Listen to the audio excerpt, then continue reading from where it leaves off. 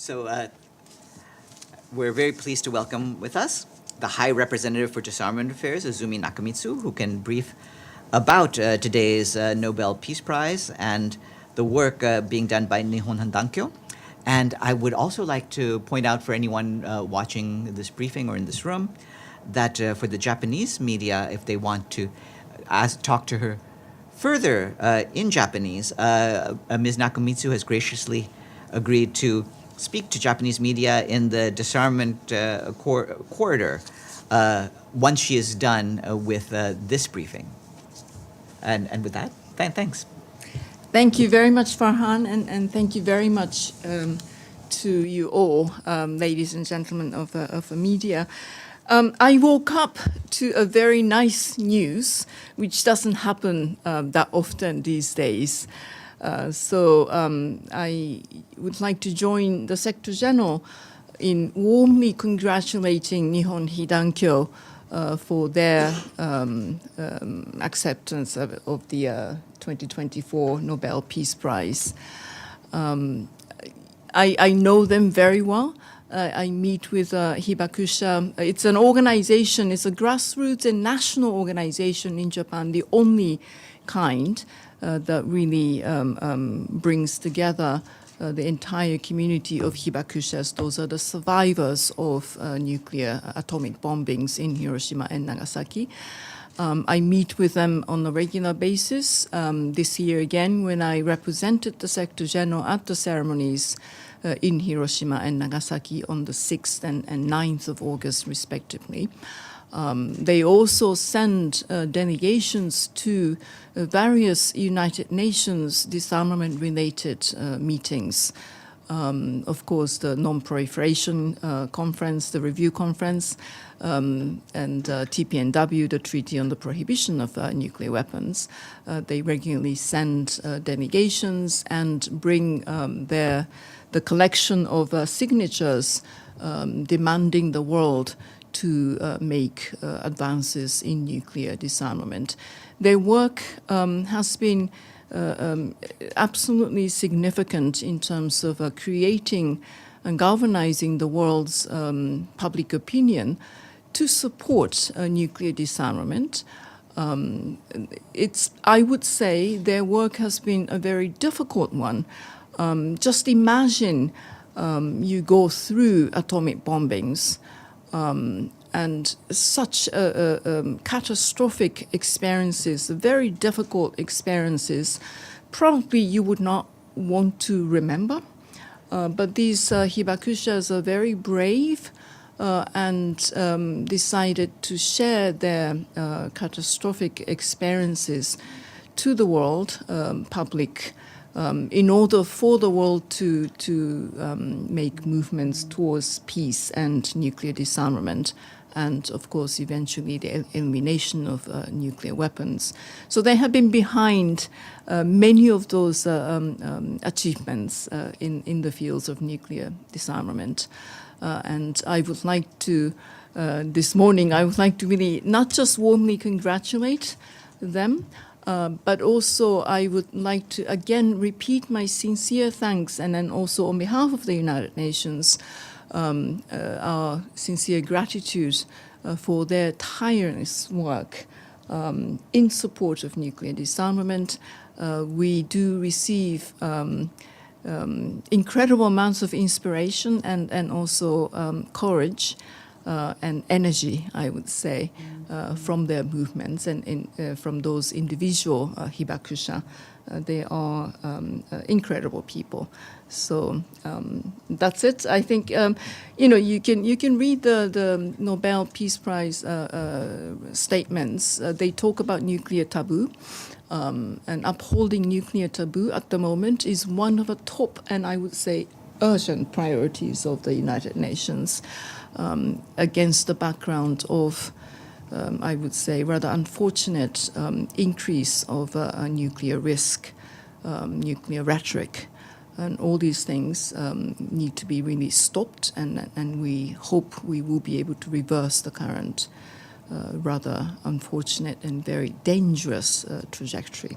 So thank you very much. And thank you. I'll now open up the floor for questions. Edie. Thank you very much, Madam Nakamitsu, for this press briefing on this important announcement.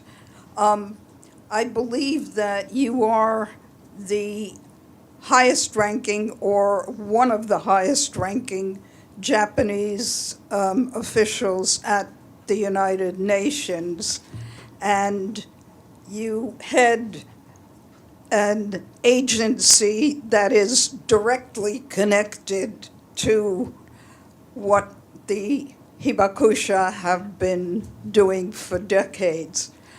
Personally,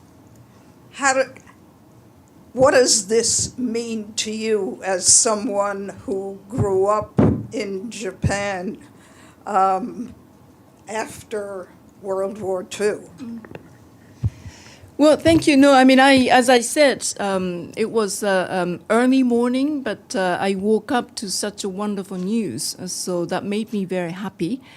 I happen to be Japanese, and I can communicate with hibakusha directly in my language, and I know what their thinkings are. So I felt like I really wished I was in Japan next to them to congratulate them directly. It means a lot for the international community, for hibakusha themselves, but for me, myself also, as I said, I have received a lot of inspirations and energy every time I meet with them. And sort of, it's a difficult job I have. But every time I meet with them and talk to them, they really gave me energy. My, if you will, resolve, I will never give up, like they have never given up, and they will not give up. So that was a very nice morning. Thanks. Sharife? Would you allow me to go off topic just a little bit?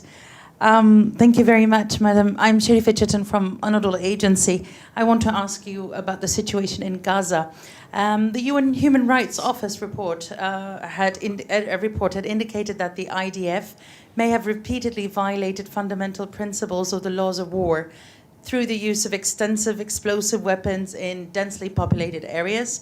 An independent organization has concluded that between October 2023 and June 2024, Israel has dropped 70,000 tons of bombs on the Gaza Strip. That's exceeding World War II bombings in Dresden, Hamburg, and London combined. And if I'm not mistaken, that's about 5 times the firepower that the US nuclear bomb that destroyed Hiroshima. So how do you think Israel's systematic and expanding attacks in the region affect the historical achievements that were made in the area of disarmament? Thank you. Well, I think the impact is not just on disarmament, but it is really on the entire international law, the international order on the basis of international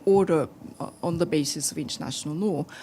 I made a statement, long remarks to the opening of the first committee, which just opened this week on Monday. And I think we need to definitely get back to, respecting international law, including, of course, UN Charter, but also international humanitarian law. So I think the message from the United Nations, not just from myself, but from the Secretary General, from the High Commissioner for Human Rights, my colleagues from other departments, I think it has been very, very clear. And I hope that the world will continue to message this, because what we really need to do is to restore respect for international law. The Secretary General's speech at the Summit of the Future started with that. Do you find this trend alarming, though? Absolutely. The data? Absolutely.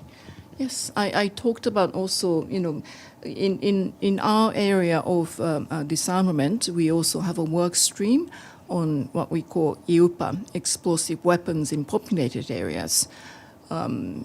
Large weapons that has an indiscriminate impact, and therefore indiscriminate impact on civilian population, really should not be used in large urban centers.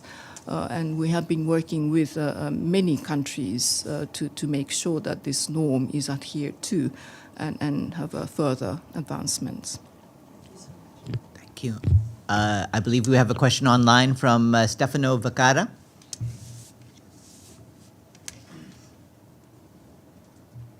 Thank you. Thank you very much, Farhan. Yes, I have a question.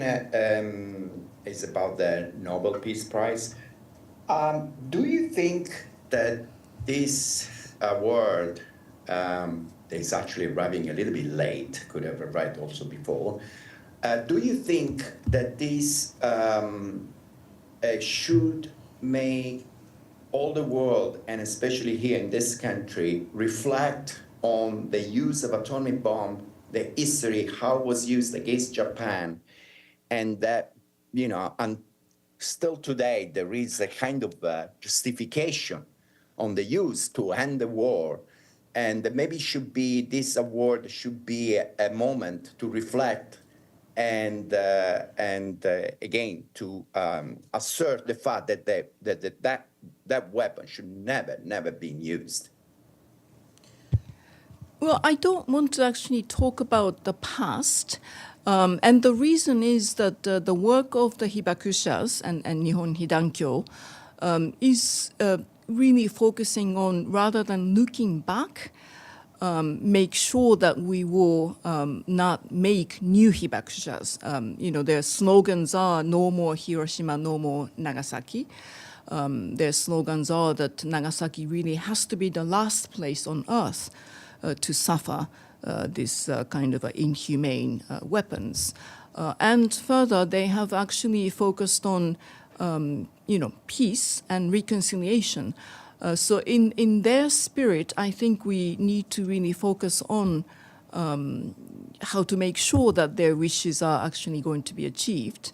From my own perspectives of the UN High Representative for disarmament, it is also about the security of humankind. We talk about nuclear risks. I still hope that no state will intentionally use nuclear weapons, but the risks of miscalculation, misunderstanding, leading to a potential use of nuclear weapons is unacceptably high at the moment. And therefore, if we want to eliminate the risks associated with nuclear weapons, the only way to really eliminate the risk is to eliminate nuclear weapons themselves. So, the both humanitarian perspectives and security perspectives, we need to make sure that we actually return to nuclear disarmament and then going back towards the path of elimination. So my message on the occasion of the Nobel Peace Prize is to really look at the future and future of ourselves and our future generation, younger generation, and the generations that are still not born yet. It is a collective priority, I would say, for all of us. Thank you. Yes, please. Thank you for your press briefing, Ms. Nakamitsu. My question is about the nuclear ban treaty, TPNW. So what kind of impact do you think this will have on TPNW? And one more, so as you know, Japanese government doesn't accept the treaty. So do you have any comment to Japanese government about the TPNW? No. Well, I'm sure the TPNW community, both states parties of that treaty, but also the civil society people behind that treaty are really happy this morning. I haven't spoken to anyone from that community yet because it just happened today. But I'm sure that will create further momentum for the TPNW community as well.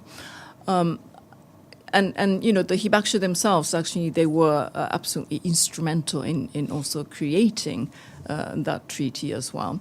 Now, the Japanese government has been saying that, that treaty is and will be important as a sort of end state of a nuclear disarmament. So I don't think that they are outright, denying the utility of the TPNW. Of course, whether they will sign and ratify, accede to the treaty or not, is up to their priority. And I hope that there will be some considerations, perhaps to participate or attend the meetings of states parties of that treaty, the TPNW, as observers. The treaty allows for any any government's non-state party to attend meetings of states parties as observers. So perhaps in the initial instance, they could consider taking that step to better understand the priorities of the TPNW and then their future work. And also it is an opportunity for non-state parties to express their views about the treaty, potentially to also improve the treaty mechanisms as well. The TPNW is still a new treaty. If you talk to the states parties of the TPNW, they are very well aware that there are many aspects they still need to work on and develop. So hopefully many other states will be able to contribute to that work of developing the treaty further. I see no further questions. So with that, I would like once more to thank our guest, Izumi Nakamitsu, the High Representative for Disarmament Affairs. And again, a reminder, for those of you who are Japanese or Japanese-speaking media, if you want to talk to Ms. Nakamitsu, she will be in the disarmament corridor now that we're done here. Thank you. Thanks very much. Thank you very much. Oh, and Reuters TV carried your part of the briefing live. Thank you. Thank you. Thank you very much.